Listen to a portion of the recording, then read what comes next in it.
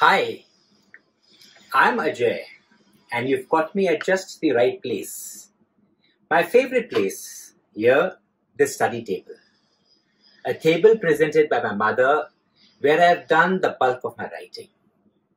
5 books, a few articles, and also the place where I spend all day pottering around on my laptop and with my music.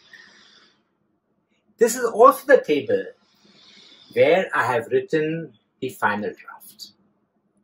A collection of poetry and short stories which I feel has been the defining work of my life.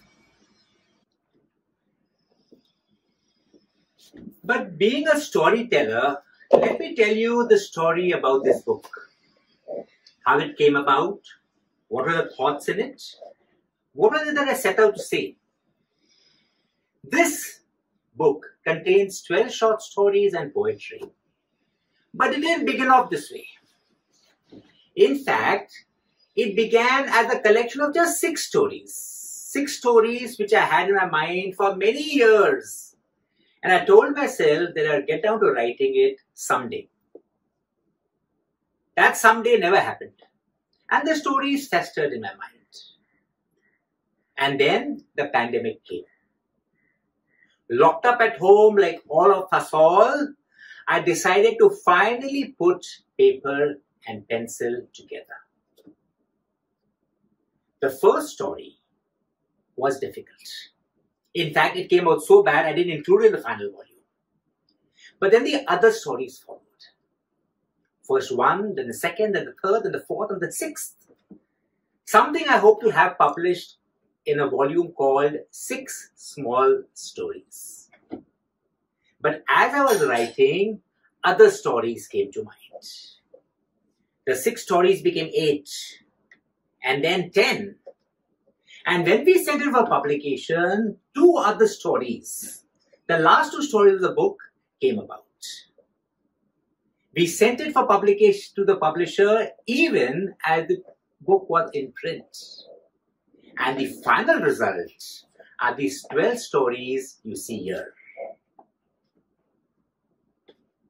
And the cover itself has a special meaning. I wanted to have this typewriter, the piece of paper with the title onto it, and here I hoped to put a small pencil. The pencil with which I do all my writing. It was eventually replaced by the quill, and we added these crumpled papers to the side to show the amount of paper and drafts that go in before the final draft finally comes about. And what are the stories about? Well, the first one, the final draft, is about a talented writer who is writing his magnum opus. And he is detected with cancer. His wife dotes over him. They try to cure him, but he refuses all treatment on the grounds that the chemo will prevent him from writing, and he's so focused on completing his book. But as he writes, a strange thing happens. That cancer, which is so rare and so virulent, actually goes into a remission. It's something that takes even the doctors by surprise. And as he writes over a period of a year and a half, that cancer is actually kept at bay. And then he completes his first draft. He shows it to his wife, who looks at it and then points out dozens of faults in it, sending him virtually back to the writing table to write all over again.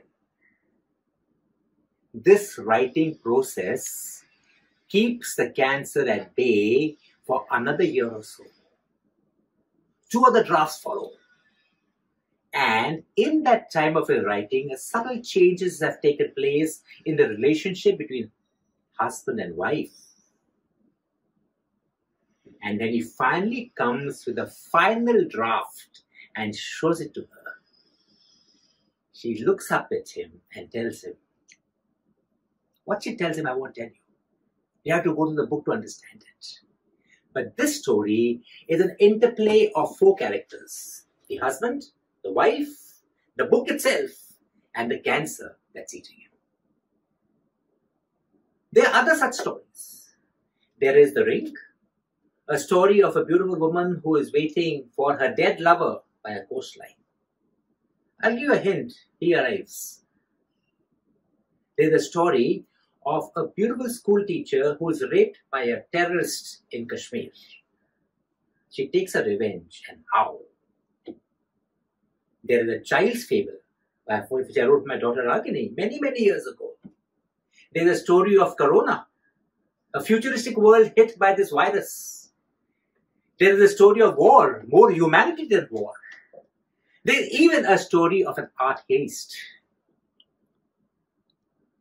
They are all there in the Valley of Stories of the Final Draft. I would love to share some more stories with you, but it'll take away the pleasure of the writing and the reading.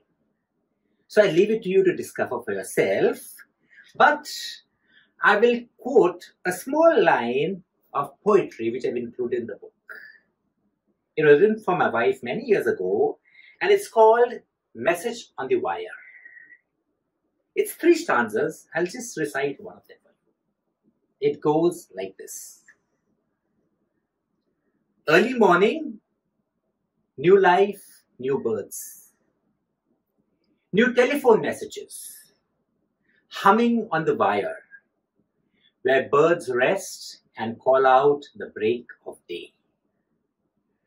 One message on that wire sings for you. With this, I do hope I have whetted your curiosity for the book. I do hope you'd enjoy it. Do tell me how you liked it, and happy reading.